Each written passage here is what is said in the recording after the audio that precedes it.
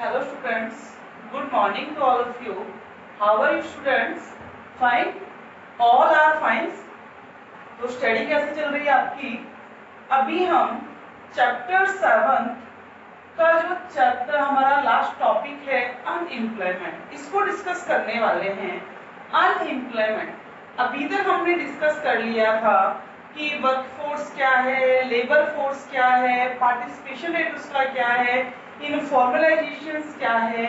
अब हमें last topic पढ़ना है चैप्टर 7 का अनएम्प्लॉयमेंट। क्या करना है? Unemployment. Unemployment is a serious problems of every country. Even मैं ये कहूँ ये होल वर्ल्ड की क्या है, एक सीरियस प्रॉब्लम्स है अनएम्प्लॉयमेंट। अगर मैं जनरली आपसे पूछूं what is the meaning of unemployment, ये बेरोजगारी है, क्या होती है बेरोजगारी? आपको कहना जिसके पास काम नहीं है वो कैसा बेरोजगार है?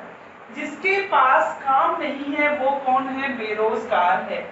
तो अनएम्प्लॉयमेंट इन इकोनॉमिक सेंस क्या कहेंगे? अकॉर्डिंग टू एनएसएसओ, किसके अकॉर्डिंग?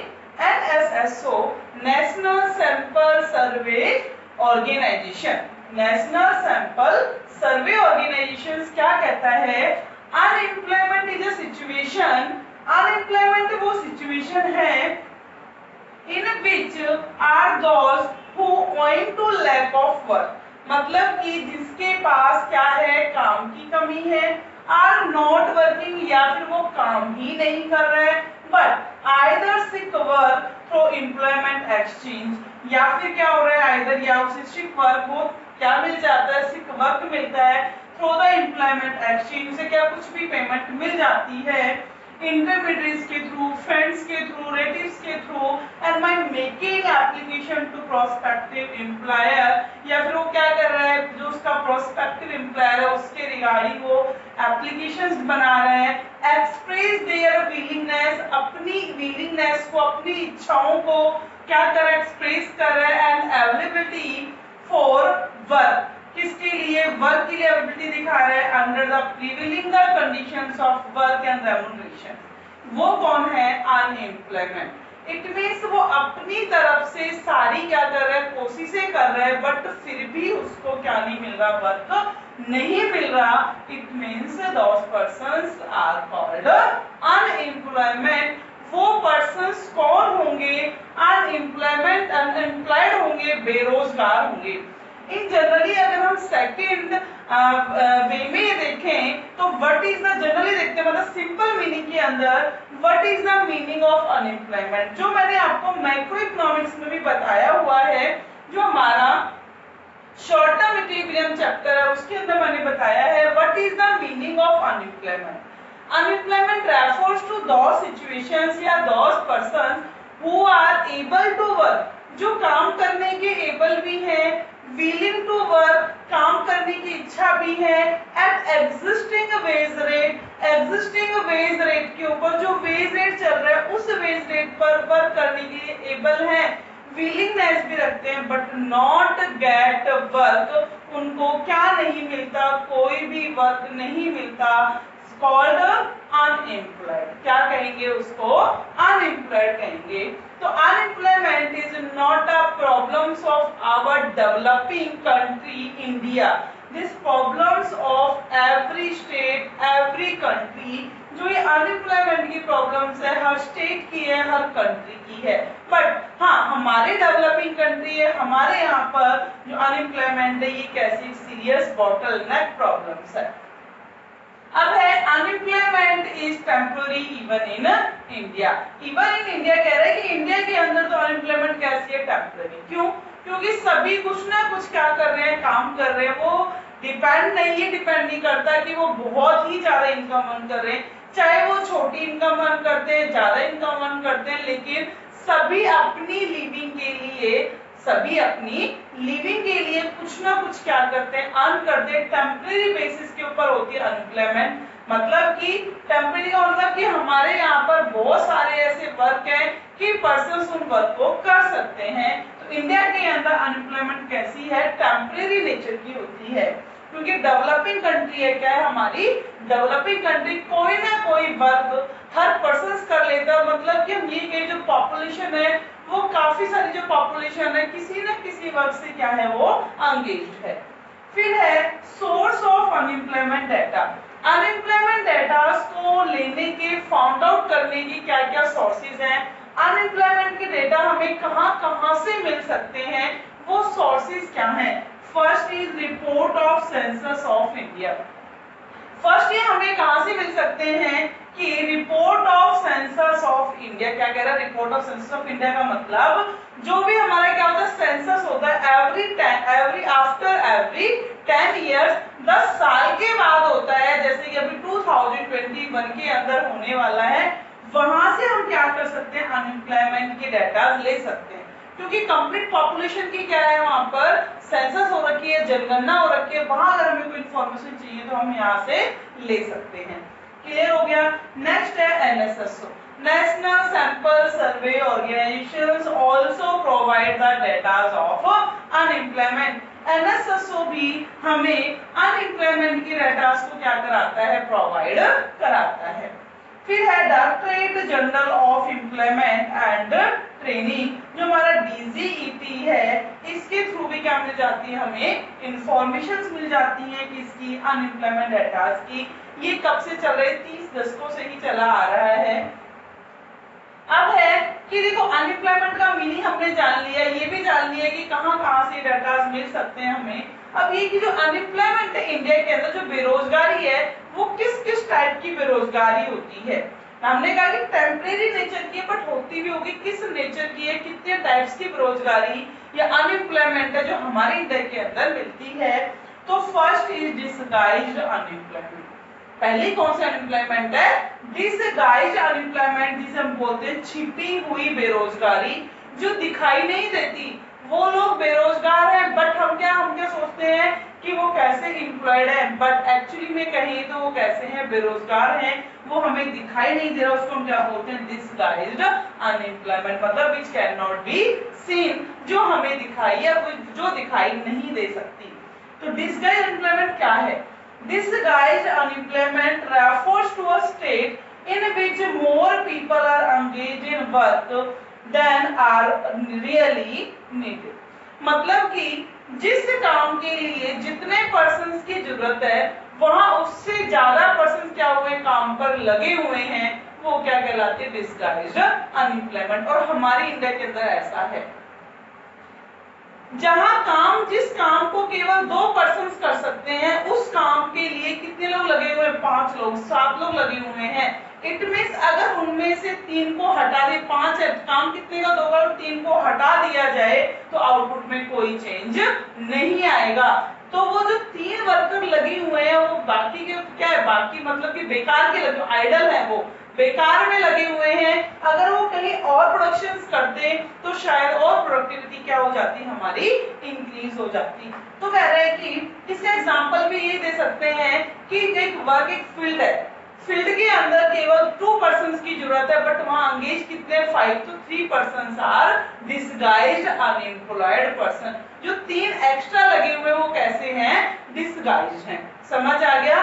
जहां पर जितने की जरूरत है वहां जरूरत से ज्यादा लोग लगे हुए, जितने भी ज्यादा लगे हुए हैं वो क्या है डिसगाइज्ड अनएम्प्लॉयड, उसी को हम बोलते हैं डिसगाइज्ड अनएम्प्लॉयमेंट। कह रहा है कि it is most probably dominant form of employment in agriculture. जो डिसगाइज्ड अनएम्प्लॉयमेंट है जो सबसे प्रसिद्ध किस चीज में है, ये एग्रीकल्चर के अंदर।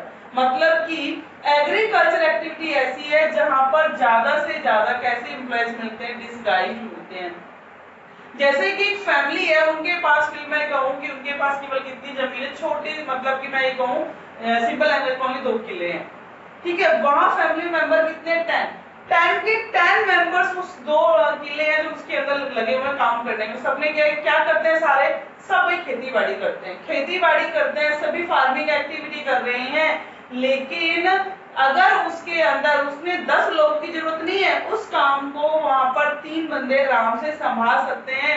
फिर जो 7 पर्सन्स हैं वो क्यों लगे हुए हैं, तो वो क्यों है, वो कौन है वहां पर आइडल है, कैसे वो बेकार में लगे हुए, तो 7 क्या कहलाएंगे हमारे डिसगाइज्ड। तो ये मेनली होता भी किसमें एग्रीकल्चर, मतलब कि जो कुछ काम ना हो फैमिली के पास और कुछ बताने के लिए ना हो तो क्या कहेंगे सभी क्या कर रहे हैं फार्मिंग एक्टिविटी कर रहे हैं।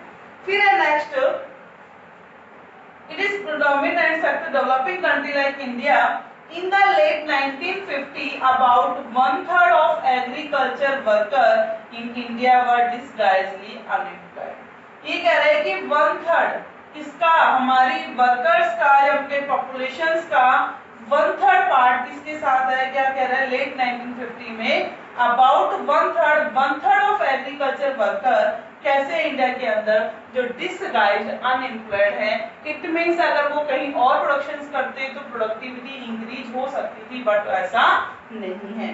फिर सेकंड क्या है देखो, third, the main problems of this unemployment is that, इसकी जो मेन प्रॉब्लम्स क्या है कि apparently all seem to be employed, कि सभी कैसे नजर आ रहे हैं हमें, एम्प्लॉयड, सभी क्या नजर आ रहे हैं कि सभी को क्या मिला हुआ है, रोजगार मिला हुआ है। But MP marginal productivity, MP क्या है, marginal productivity of surplus labour is zero. It means कि जो एडिशनल जो लेबर लगाई जा रही है उससे जो एडिशनल आउटपुट आ रहा है वो हर बार कैसा आ रहा है, जीरो। कैसा आ रहा है, जीरो। तो marginal productivity of surplus always is zero in case of disguised unemployment. Second is seasonal unemployment. Second कौन सी है, सीजनल अनएम्प्लॉयमेंट, जिसको हम बोलते हैं मौसमी बेरोजगारी। कौन सी होती है, मौसमी बेरोजगारी। इट मीन जो अकॉर्डिंग टू सीजन्स क्या होता है, बेरोजगार लोग होते हैं। Unemployment, seasonal unemployment refers to that unemployment occur at certain season of the year is known as seasonal unemployment। जो लोग क्या है कि ईयर के सर्टेन मंथ के अंदर कैसे, सर्टेन सीजन्स में कैसे अनएम्प्लॉयड है। जैसे कि फॉर एग्जांपल फार्मर सोइंग के टाइम, कल्टीवेशन के टाइम, हार्वेस्टिंग के टाइम कैसा होता है, वो एम्प्लॉयड होता है, लेकिन बाकी के टाइम कैसा होता है, वो अनएम्प्लॉयड। तो वो फार्मर क्या कहलाएगा, सीजनल एम्प्लॉयड या फिर सीजनल अनएम्प्लॉयड। ये मेनली किसमें, ये भी सेम किसका, प्रीडोमिनेटली एसोसिएटेड विद एग्रीकल्चर। सबसे ज्यादा ये कहाँ मिलती है, इन एग्रीकल्चर एक्टिविटीज के अंदर मिलती है। या फिर हम ये कहें जिस भी पर्सन को क्या आता है, ओनली वीविंग का काम आता है, बुनने का काम आता है, तो वो केवल उसको वर्क कब मिलेगा, ओनली विंटर सीजन। वो समर सीजन में कैसा रहेगा, अनएम्प्लॉयड ही रहेगा। This unemployment varies from state to state. जो ये अनएम्प्लॉयमेंट है ये स्टेट टू स्टेट कैसी होती है, डिफर होती है। क्यों, क्योंकि अकॉर्डिंग टू किसके, एनवायरनमेंट के ऊपर डिपेंड करता है। एंड कह रहा है कि depending upon the method of farming, और किसके ऊपर डिपेंड करता है, फार्मिंग के मेथड के ऊपर डिपेंड करता है कि भैया फार्मिंग में कौन सा मेथड यूज करो, सिंगल क्रॉपिंग है, मल्टी क्रॉपिंग सिस्टम आपका क्या है। एंड कंडीशंस ऑफ सॉइल, जो सॉइल की कंडीशन कैसी है कि वो ओनली 1 ईयर के अंदर 1 क्रॉप का प्रोडक्शन कर सकती है, या फिर 1 ईयर में 2 to 3 क्रॉप्स का क्या कर सकती है, प्रोडक्शन कर सकती है। And types and number of crops. तो ये जो सीजनल अनएम्प्लॉयमेंट है ये किसके ऊपर डिपेंड करती है, वेराइज होती है स्टेट टू स्टेट है, सीजन के अकॉर्डिंग होती है, नेचर, मेथड ऑफ फार्मिंग, मतलब इसके अपने अपने क्या होते हैं, इसके मेथड्स होते हैं। मेनली सीजनल अनएम्प्लॉयमेंट है वो किसके लिए होती है, इन एग्रीकल्चर एक्टिविटीज के अंदर होती है। फिर है लास्ट हमारा ओपन अनएम्प्लॉयमेंट। कौन सी है, ओपन अनएम्प्लॉयमेंट। तो ओपन अनएम्प्लॉयमेंट क्या है, those persons which are able to work, वो पर्सन जो कैसे हैं, वर्क के एबल भी हैं, एंड विलिंग टू वर्क करने के लिए रेडी भी हैं। कब, at the prevailing wage rate, किसके ऊपर, प्रीवेलिंग वेज रेट के ऊपर, but fail to get work, but work को करने में क्या हो जाते हैं, वो लोग फेल हो जाते हैं, उन्हें कोई काम नहीं मिलता। इट मीन्स हम ये कह सकते हैं ओपन अनएम्प्लॉयमेंट में इट कैन बी सीन, इसको देखा जा सकता है, इसको देखा जा सकता है, एंड काउंटेड, और काउंट भी किया जा सकता है in terms of numbers of unemployed peoples. जैसे कि आफ्टर ग्रेजुएशन हम कहें, आफ्टर पीजी, आफ्टर डिप्लोमा, बहुत सारे ऐसे स्टूडेंट्स होते हैं, ऐसे पीपल्स होते हैं जिनके पास एबिलिटी भी है, विलिंग भी है, वो वर्क रेडी भी है, बट क्या नहीं होती कि कहीं भी वैकेंसीज नहीं होती और उन्हें कोई भी वर्क नहीं मिलता। हम देख सकते हैं कि वो कैसे हैं, इच्छा रख रहे हैं काम करने की, बट क्या होने के कारण, कोई भी वैकेंसी ना होने के कारण वो कैसे हैं, अनएम्प्लॉयड हैं। तो वो क्या कहलाएंगे, ओपन अनएम्प्लॉयड ही कहलाएंगे। ठीक है, नेक्स्ट अब हमारी आती है और फर्दर और भी अनएम्प्लॉयमेंट की हमारे टाइप, तीन तो मेन ही है। डिसगाइज्ड अनएम्प्लॉयमेंट ही इंडिया के अंदर मिलती है, disguised unemployment, seasonal unemployment, open unemployment. Further और भी हमारी कुछ अनएम्प्लॉयमेंट है लाइक इंडस्ट्रियल अनएम्प्लॉयमेंट।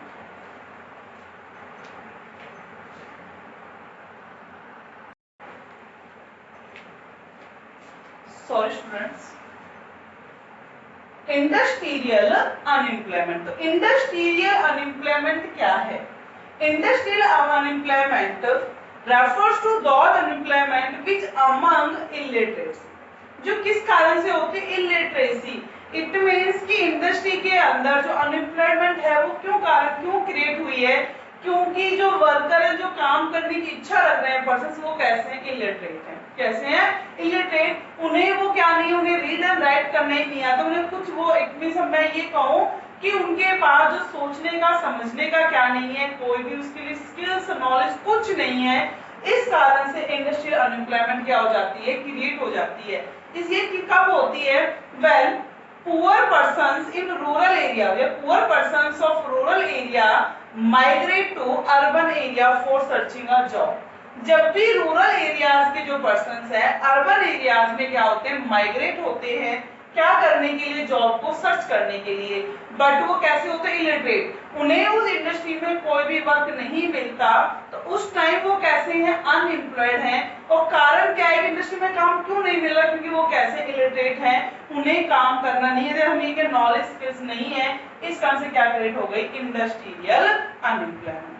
क्लियर हो गया? नेक्स्ट हमारा एजुकेटेड अनएम्प्लॉयमेंट। Educated unemployment. अभी एजुकेटेड अनएम्प्लॉयमेंट क्या है? Educated unemployment refers to those unemployment which is created या फिर which among the educated people, जो किससे रिलेटेड होती है? किसके उसमें कंस्ट्रक्शन में होती है? Educated peoples.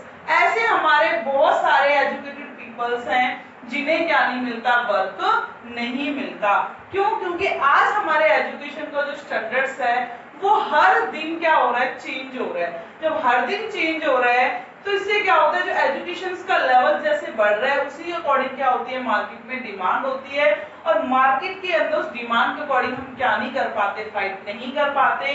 या फिर ये कहें कि जिस चीज की जरूरत होती है इंडस्ट्रीज को, वो कोर्सेज है, वो चीज, वो एबिलिटीज है, वो हमारे पास नहीं होती, तो क्या होगा? या फिर जरूरत किस चीज की? सपोज कंपनी में जरूरत है आईटीआई की, डिप्लोमेटिक की, लेकिन हमारे पास क्या ओनली डिग्री है, कोई डिप्लोमा नहीं है, तो उस कंडीशंस में हम कैसे होंगे? अनएम्प्लॉयड। क्योंकि वर्क किसको दिया जाएगा वहां पर? केवल कि जिनके पास डिप्लोमा होगा उन्हें वर्क दिया जाएगा, डिग्री होल्डर को कोई वर्क नहीं दिया। तो डिग्री होल्डर भी कैसा? एजुकेटेड तो है बट उसे वर्क नहीं दिया गया, तो कैसे अनएम्प्लॉयमेंट कहलाएगी? Educated unemployment. Next is frictional unemployment. जो फ्रिक्शनल अनएम्प्लॉयमेंट होती है, कौन सी अनएम्प्लॉयमेंट होती है? Frictional unemployment refers to those employment which is created where workers leave the job, leave on job. जब क्या करते हैं वर्कर? अपनी जॉब को छोड़ देते हैं, या फिर क्या करते हैं वो वहां पर मतलब कि shifting one job to other job. क्या करते हैं? वन जॉब से दूसरी जॉब के ऊपर क्या होते हैं? शिफ्ट होते हैं। जैसे कि where worker leave on job and join somewhere, या कहीं और ज्वाइन करे, या फिर कुछ टाइम के लिए वो क्या कर लेते हैं? छुट्टी ले लेते हैं कि उन्हें क्या नहीं करना? वर्क नहीं करना। तो वो क्या होती है? हमारी फ्रिक्शनल अनएम्प्लॉयमेंट, मतलब टेम्परेरी बेसिस की अनएम्प्लॉयमेंट है। कैसी है ये? टेम्परेरी। अब टेम्परेरी क्यों है? क्योंकि यहाँ पर वो पर्सन है वो कंप्लीटली अनएम्प्लॉयड नहीं हुआ है। अनएम्प्लॉयमेंट, अनएम्प्लॉयड होने का जो कारण है, वो कारण क्या है उसका? कि वहां पर क्या है?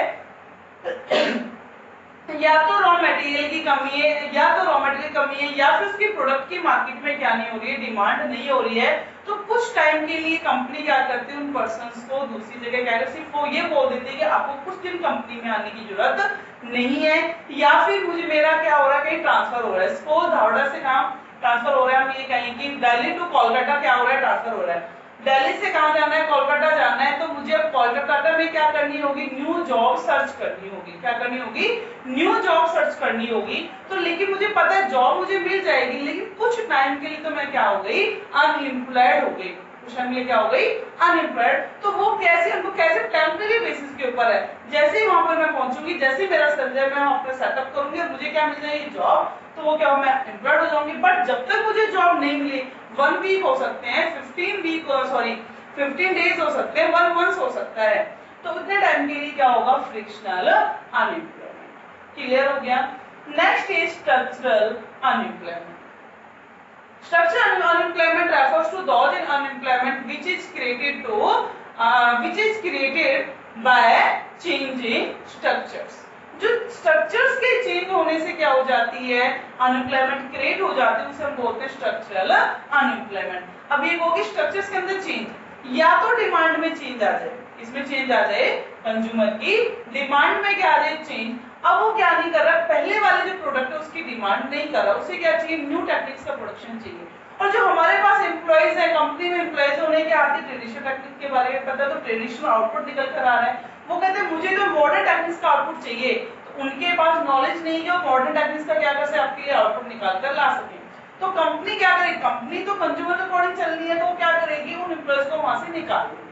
तो जो एम्प्लॉइज को निकाला है वो किस कारण से निकाला है, due to change in demand. Demand में चेंज आ गया, तो डिमांड में चेंज आया तो पर्सन उस टाइम के लिए क्या हो गए, अनएम्प्लॉयड हो गए।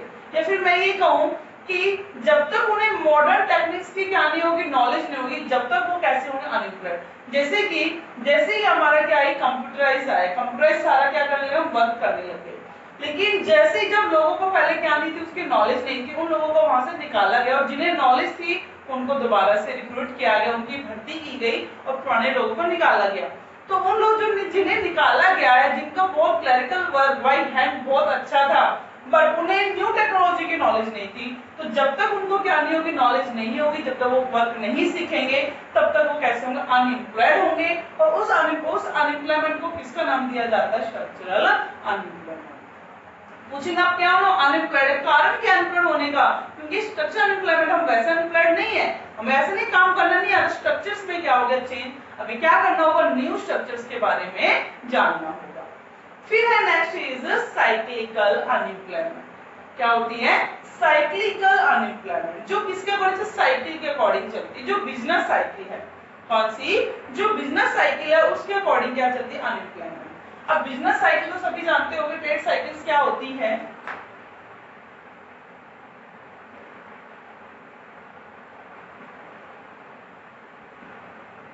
ट्रेड साइकिल इस वे में चलती है। सबसे पहले क्या आता है, बूम, टीजीआई, बूम के बाद क्या आता है यहाँ, रिसेशन, फिर क्या आता है, डिप्रेशन, फिर क्या आता है, रिकवरी आ जाती है, फिर दोबारा से बूम, मतलब ऐसे चलता रहता है। बूम है, उस टाइम लोगों को क्या कर लिया जाएगा, भर्ती कर लिया जाएगा। मुंबई तेजी चल रही है, मार्केट में डिमांड है, मार्केट में डिमांड है, तो न्यू न्यू क्या करो, रिक्रूट करो, भर्ती करो, लोगों को क्या करनी है, डिमांड को कंप्लीट करना है, सप्लाई बढ़ानी है। जैसे ही क्या हुआ, रिसेशन आया, जैसे मंदी आने लगी तो लोगों को वहां से निकालना स्टार्ट कर देते हैं, तो रिसेशन का टाइम बोलेंगे उसको। तो कैसा अनएम्प्लॉयड, ये सबसे ज्यादा अनएम्प्लॉयमेंट वो क्रिएट होती है कब, जब डिप्रेशन का टाइम होता है, जब क्या आ जाती है, बिल्कुल मंदी आ जाती है मार्केट में, उस टाइम लोगों को उनकी जॉब से निकाला जाता है। तो वो क्या है, उसका कारण क्या रहा, साइक्लिकल अनएम्प्लॉयमेंट, की डिप्रेशन आ गया, मंदी आ गई, मार्केट में प्रोडक्ट की डिमांड नहीं है, जब डिमांड नहीं है तो मेन मैन पावर का भी वहां कोई यूज नहीं है, तो मैन पावर को वहां से निकाला जाता है। तो ये किस सिचुएशन में होता है, मेनली डिप्रेशन। रिकवरी होगी, रिकवरी में तो एम्प्लॉयमेंट मिलती है, देखो बूम, रिसेशन, रिकवरी, इन तीनों के अंदर क्या है, जॉब है, बट इन डिप्रेशन क्या नहीं होती, कोई जॉब नहीं होती।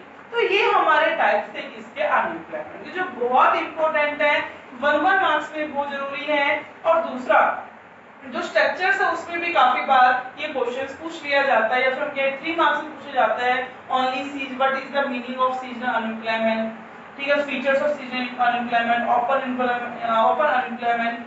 जो हमारे 4th, 5th, 6th, 7th और 8th है, ये जो चारों हमारी जो बेरोजगारी है, हम ये के अनएम्प्लॉयमेंट है, ये 1 मार्क्स के क्वेश्चंस की है। 1 मार्क्स के क्वेश्चंस में इसमें से एक अनएम्प्लॉयमेंट का जो मीनिंग है, डेफिनेशन पूछी जाती है, फ्लिप्स में पूछ ले, वो मीनिंग में पूछ ले, या फिर उसको किसमें, वो एमसीक्यूज के अंदर पूछ ले, बहुत इंपॉर्टेंट है।